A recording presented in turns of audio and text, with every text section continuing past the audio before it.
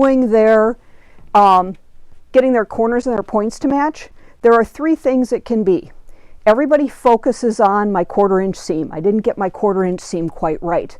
Well, but I looked and I'm using a 1/4 inch foot and my seam is exactly a 1/4 inch.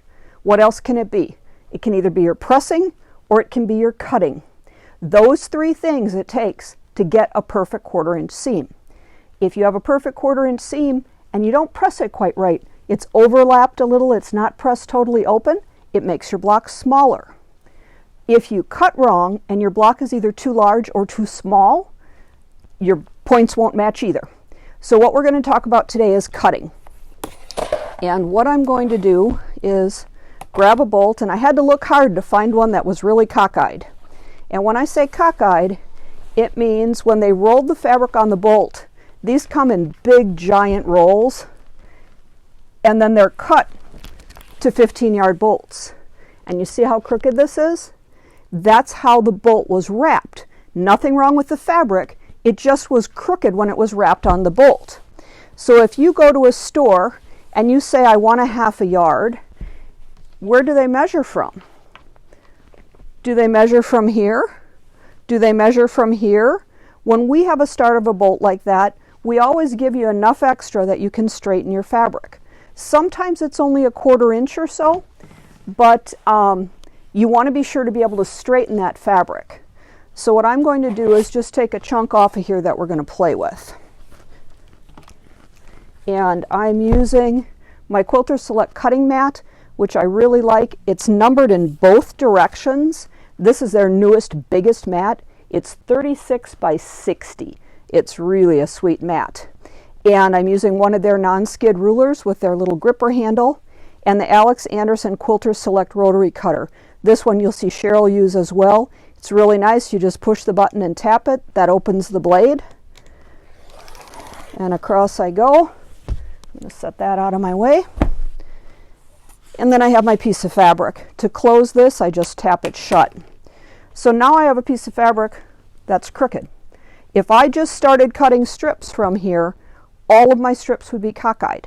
So we need to straighten that fabric. So I'm going to go to the ironing board and I'm going to iron all of these wrinkles out of here. Did you see me go do that? Yep, we're going to pretend I did that. And then you're going to come back once and you're going to press out the center seam as well. And then what you're going to do is you're going to line up your two salvage edges. Okay? And you're going to do that until that fabric lays flat. And had I pressed this, this would be nice and beautifully flat right here. And so that tells me when these two salvages are even, that tells me that I'm off grain by this much. Okay? So what I'm going to do, this edge is now straight. This is beautifully pressed. You can see no wrinkles there. And I'm going to take my ruler. I'm going to use one of the lines on my ruler and the edge of my edge of my fabric, and I'm going to line that up because we know that salvage edge is pretty straight. And I'm going to come over as close as I can because I'm going to waste a little here, but I don't want to waste much fabric. So I'm going to get as close as I can to this edge, and then I'm going to straighten that edge. Okay, so this is how much that piece was crooked. Turn it the other way. This way? Yeah. There we go. Okay, so you can see how crooked that was. Now when you go to cut, and I'm cutting like a right-hander because I am right-handed. If you're left-handed, you get to do it all in reverse, and you're used to figuring that out, I'm sure by now. Whenever you cut, you want your good piece under your ruler. So when I cut that piece off, this was my good piece, and my excess was off the side. So now I'm going to flip this around because I'm going to cut, say, a 2-inch strip. Let's make it a 2.5-inch strip. So here's my fabric. I'm not using the lines on my mat. I'm using the lines on my ruler. This is my good piece. I'm going to cut a 2.5-inch strip. I've got my 2.5-inch line on my ruler. And I'm going to look that that edge is straight with the edge of my ruler. I'm on my 2.5-inch line, and this area that I pressed perfectly is also parallel to one of my cross lines. So I now know I have a nice straight strip. And when you close your cutter, you do that. When you open it, you do this. My good piece is underneath my ruler. I don't move my ruler. I use my other hand and I pull this piece out of the way. The good one is here. If I don't have a sharp blade, you get one thread every 6 or 8 inches that doesn't cut. It means there's a nick in your blade. And if I move my ruler first, I've got all those connections yet. If I do this and pull this piece away, I can see it hasn't cut and I can go back and cut it again. Hopefully that makes sense to everybody. And now I have a perfectly straight, if you look at this strip, it's straight across here except for my one wrinkle. It's straight across here. When you have strips that are pre-cut, a lot of times if you look at them, they bow one way or the other. And when you start to sew them together, your project starts to bow in one direction or another. It's because the strips were not cut on grain.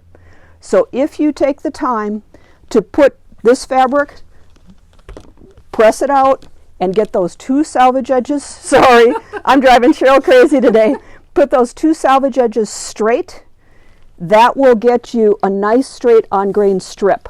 The other thing that does is if you have quilts and you struggle with getting your quilts to lay flat, so you're adding your border strips and your corners, if it's a wall hanging, your corners pull out away from the wall, that strip was not cut on straight of grain.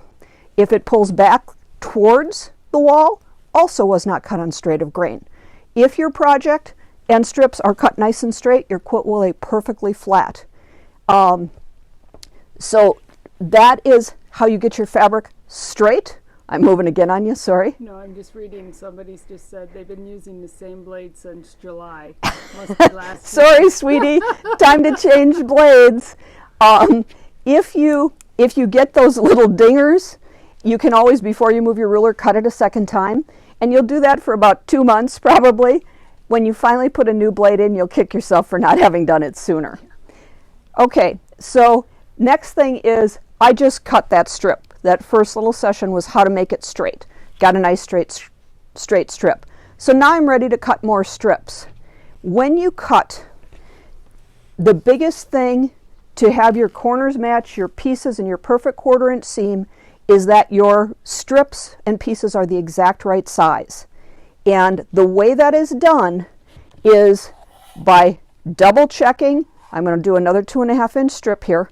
I'm going to double check that I've got a straight, this is parallel to my straight line this way. I'm straight here and I'm straight here. Then the kicker is how straight is your blade. If you look while I'm cutting, I'm lining this ruler up and it's kind of straight with my nose or my belly button. That's what I'm looking at where I'm measuring and going to cut.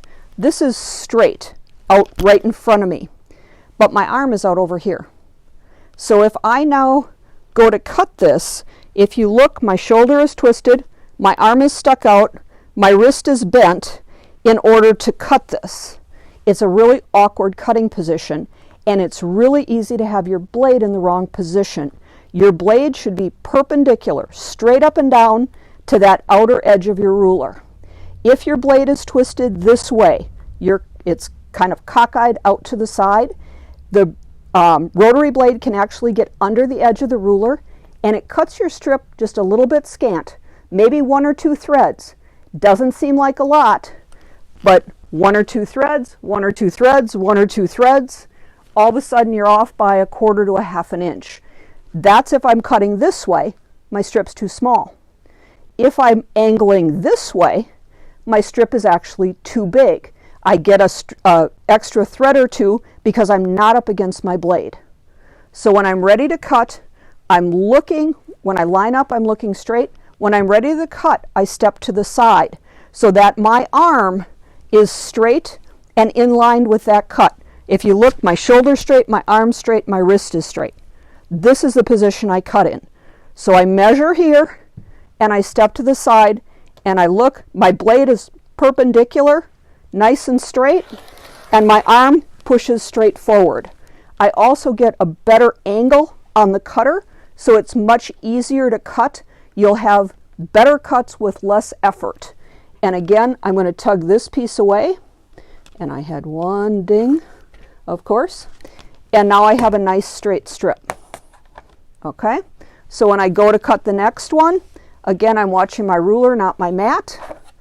I'm going to do a 2.5 inch strip.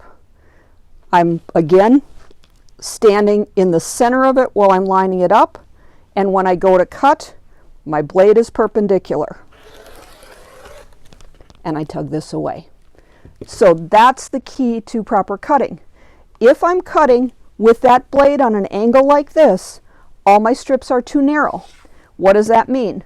I sew those two strips together with a perfect 1/4 inch seam, and my two strips together are too small because they were too small to start with. If my two strips, if I held my ruler, or excuse me, my cutter this way, and I cut my strips a little wide, I do a perfect 1/4 inch seam, and my two strips are still too wide and my points aren't going to match. So measure at your nose and cut at your shoulder. Blah, blah, blah, blah, blah. Womp, womp. That's it. Charlie Brown's mom was here going womp, womp, womp to you today. So that is the key to proper cutting. That ruler and cutter are perpendicular. It's nice and straight. It will make your points a whole lot better. It will make your life a whole lot easier.